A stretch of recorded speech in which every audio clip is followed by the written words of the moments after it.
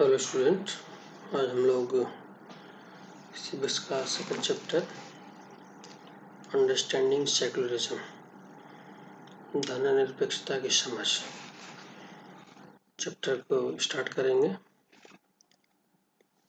इसमें हम लोग धर्मनिरपेक्षता क्या है इसको विभिन्न उदाहरणों की सहायता से समझने का प्रयास करेंगे।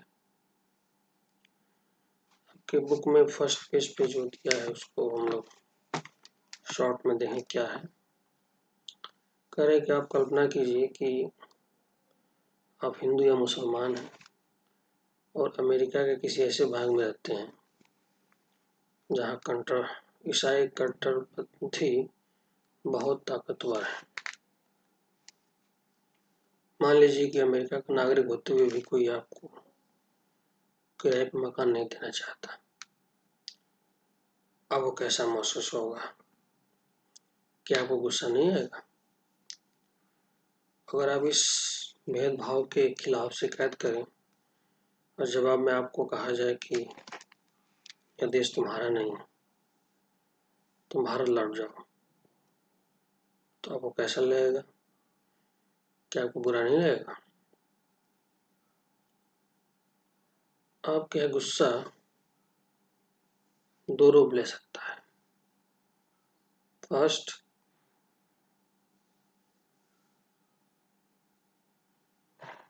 हो सकता है कि आप प्रतिक्रिया में या कहें कि जहाँ हिंदू और मुसलमानों की तादाद ज़्यादा है वहाँ ईसाइयों के साथ भी इसी तरह का व्यवहार होना चाहिए। यह बदल लेने वाली बात है। या फिर आप यह राय बना सकते हैं कि सबको इंसाफ मिलना चाहिए। इस सोच के आधार पर आप संघर्ष का रास्ता चुनकर इस बात के लिए आवाज उठा सकते हैं कि धर्म और आस्था के आधार पर किसी के साथ भेदभाव नहीं होना चाहिए। यह सोच इस मान्यता पर आधारित है कि धर्म से संबंधित किसी भी तरह का वर्चस्व खत्म होना चाहिए। यही धर्मनिरपेक्षता का मूल मंत्र है। इस अध्याय में हम यही चर्चा करेंगे कि भारतीय संदर्भ में इसका क्या अर्थ है। यानी जो सेकुलरिज्म या धर्मनिरपेक्षता की बात हो रही है, इसको हम लोग इंडियन कॉन्टेक्स्ट में देखेंगे क्या इसका मीनिंग है, हम लोग क्या इसकी मीनिंग निकालते हैं।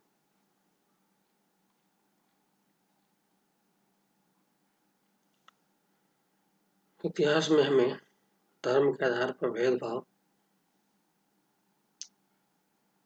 बेदखली और अत्याचार के अनेक उदाहरण मिलते हैं। शायद आपने पढ़ा होगा कि हिटलर ने जर्मनी में यहूदियों पर किस तरह अत्याचार किया। वहाँ कई लाख लोगों को केवल धर्म के आधार पर मार दिया गया था, लेकिन अब यही यहूदी धर्म को मानने वाले इजराइल में भी मुसलमानों और ईसाइयों अल्पसंख्यकों के साथ अमानवीय व्यवहार कर रहे हैं। सऊदी अरब में गैर मुसलमानों को मंदिर या गिरजाघर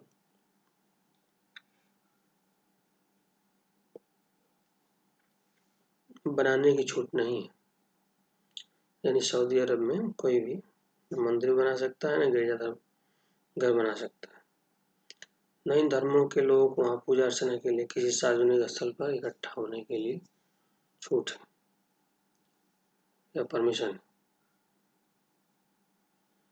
इन सभी उदाहरणों में एक धर्म के लोग अन्य धार्मिक समुदायों के लोगों के साथ या तो भेदभाव कर रहे हैं या उनका उत्पीड़न कर रहे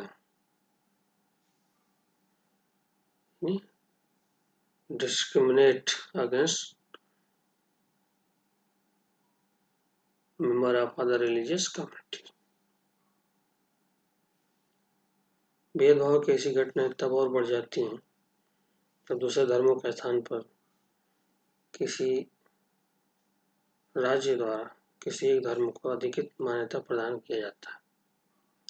जाहिर है कोई भी व्यक्ति अपने धर्म की वजह से न तो भेदभाव का शिकार होना चाहता है और न ही किसी दूसरे धर्म का दबाव झेलना चाहता है। भारत में क्या राज्य धर्म के आधार पर किसी नागरिक के साथ भेदभाव कर सकता है? इसी का हम लोग जवाब अगले में देखेंगे।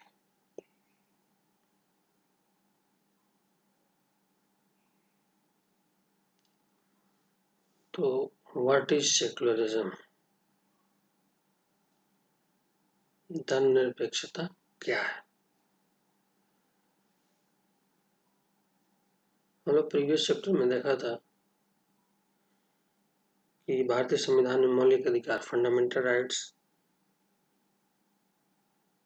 की व्यवस्था की गई है। ये फंडामेंटल राइट्स न केवल राज्य की सत्ता में से हमें बचाते हैं, बल्कि बहुमत की निरंकुशता से भी हमारी रक्षा करते हैं।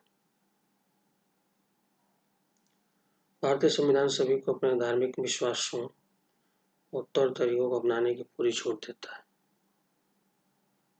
इस जो भी इंडिविजुअल है, यहाँ के जो भी सिटीजन है, उनको फ्रीडम है कि अपने तरीके से धार्मिक जो विश्वास है, परंपराएं हैं, उसको माने, उसके अनुसार अपने को जीवन चलाए। सबके लिए समान धार्मिक स्वतंत्रता के इस विचार को ध्यान में रखते हुए India also adopted a strategy of separating the power of religion and the power of state।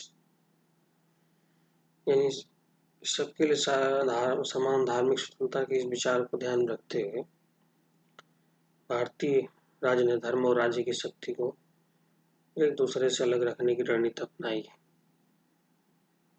धर्म को राज्य से अलग रखने की इसी अवधारणा को धर्मनिरपेक्षता कहा जाता है।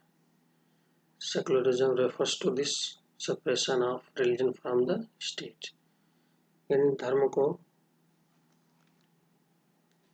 राज्य की सत्ता से अलग रखने की इस प्रक्रिया को ही धर्मनिरपेक्षता कहा जाता है। आज के लिए इतना ही। इसको आप पढ़ें, समझें और वीडियो जरूर अच्छे से देखें। Thank you.